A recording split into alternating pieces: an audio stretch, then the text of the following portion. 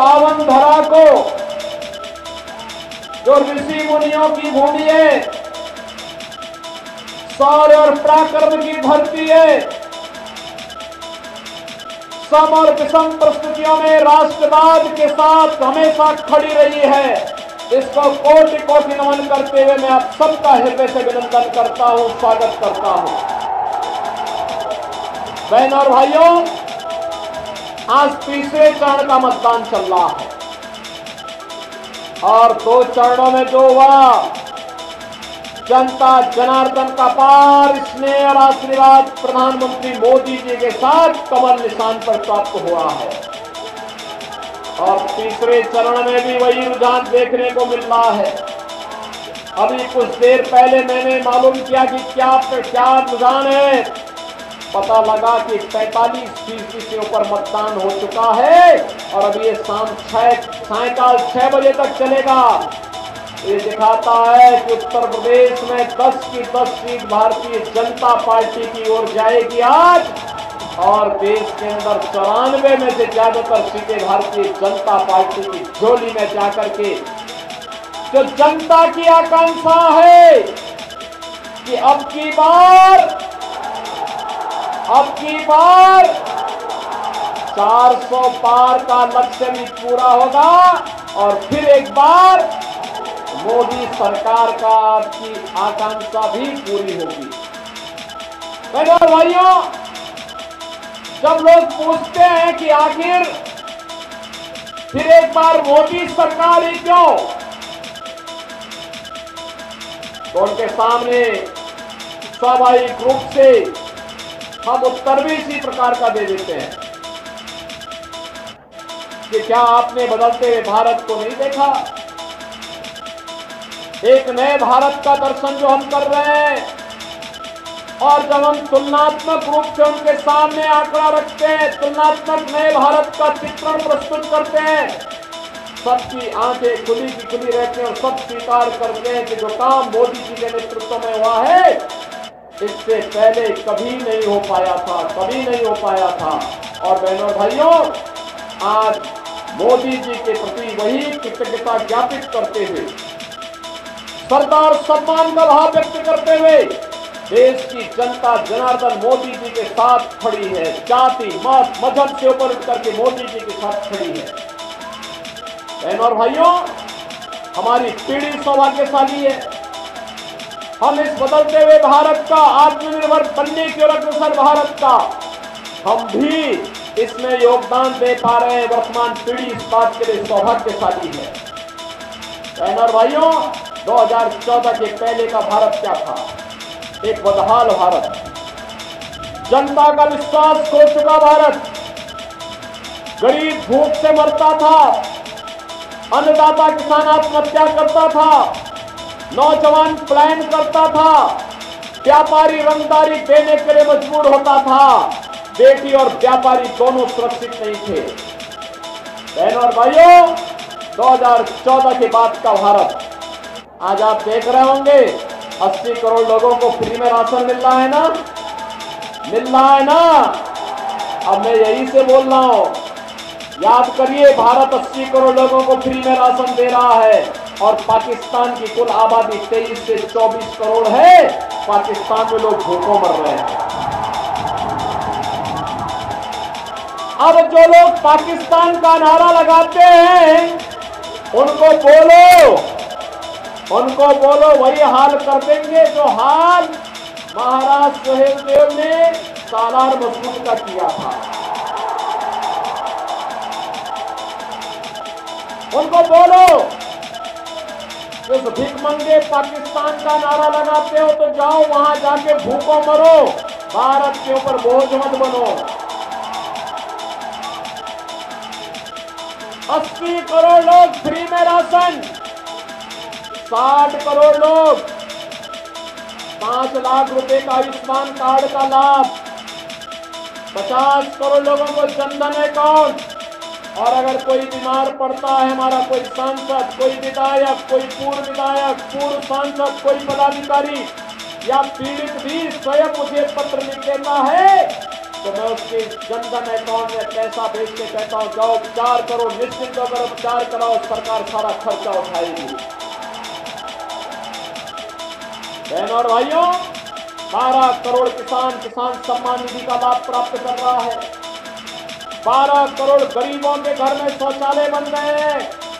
10 करोड़ गरीबों को उज्ज्वला योजना का रसोई गैस का सिलेंडर प्राप्त हो गया है। 4 करोड़ गरीबों के घर बन गए हैं। और बहनों और भाइयों, जो 2.5 करोड़ गरीबों के घर में बिजली पहुंच गई है। मोदी जी ने आश्वासन दिया है अभी जितने भी गरीब के घर में रसोई गैस नहीं पहुंची है उसको रसोई गैस देंगे। जिन गरीबों के घर बनने बाकी रह गए उनके मकान भी बनाएंगे। और बहनों और भाइयों, अब तो हमने एक काम और किया है, उज्ज्वला योजना के हर लाभार्थी को होली और दीपावली में फ्री में भरा हुआ सिलेंडर भी उपलब्ध करवाने का काम कर रहे हैं। आज सुरक्षा भी है, सम्मान भी है। देखो, कांग्रेस और समाजवादी पार्टी की सरकार थी ना, तब विस्फोट हो जाया करते थे, कहीं भी आतंकी विस्फोट होते थे, कहीं पे भी विस्फोट हो जाता था। और जब जनता जनार्दन की आवाज उठती थी, भाजपा आवाज उठाती थी कि आतंकवाद का मुकाबला करो, तो कांग्रेस के लोग और सपा के लोग क्या कहते थे? कहते थे तो आप सीमा पार का है। और आज आतंकवाद का समाप्त तो हुआ ही है। अगर कहीं जोर से पटाखा फट जाए ना, तो बहनों और भाइयों, पाकिस्तान सबसे पहले सफाई देता है, कहता है कि ये मेरा हाथ नहीं है, क्योंकि पाकिस्तान को मालूम है नया भारत है, छेड़ता नहीं है, लेकिन कोई छेड़ता है तो उसको छोड़ता भी नहीं है। बहनों और भाइयों, ये नया भारत है। अगर सुरक्षा और सम्मान दे रहा है, विकास के बड़े बड़े कार्य हो रहे हैं, बहराइच में मेडिकल कॉलेज खुलेगा, कोई कल्पना करता था? आज यहाँ पे महर्षि बाला कृषि के नाम पर हॉस्पिटल और मेडिकल कॉलेज महाराज सुहेलदेव के नाम पर आपके इसी बहराइच में खुल चुका है। बहराइच में मेडिकल कॉलेज होगा। आज ये कल कुछ लोगों के लिए पहले कल्पना थी, आज वो साकार हो चुका है। महाराज सुहेलदेव का स्मारक कितना भव्य स्मारक बना है, कभी गए आप वहां जाके देखिए। उनका विजय स्तंभ महाराज सुहेलदेव का, अरे राष्ट्र रक्षक थे, और इसलिए उनका सम्मान देना ये हमारा काम है। हमारा सुहेलदेव का स्मारक बना रहे हैं हम लोगों ने, हमारी सरकार ने। बाबा साहब भीमराव अम्बेडकर के पंच तीर्थों का निर्माण भी किया है। हम लोगों ने गरीबों के मकान भी बनाए हैं, और हम लोगों ने रामलला का भव्य मंदिर के निर्माण का मार्ग भी प्रशस्त किया है। जो कांग्रेस के लिए संभव था, जो सपा के लिए संभव था, जो बसपा के लिए संभव था, मोदी जी के नेतृत्व में भारतीय जनता पार्टी ने उसको संभव करके दिखा दिया है। जनता जनार्दन का सम्मान बढ़ा दिया है। बहनों और भाइयों, सपा के समय नौजवानों के हाथों में तमंचे पकड़ाते थे। हमने तमंचा नहीं, हमने अपने नौजवान के हाथ में टैबलेट पकड़ा दिया। टैबलेट अब स्मार्ट नौजवान है। उनके समय में अपराधी और माफिया जगह जगह बम विस्फोट करते थे। हमने कहा बम विस्फोट नहीं, अयोध्या में रामलला विराजमान होंगे तो माफिया और अपराधी का राम नाम सत्य है की यात्रा निकलेगी।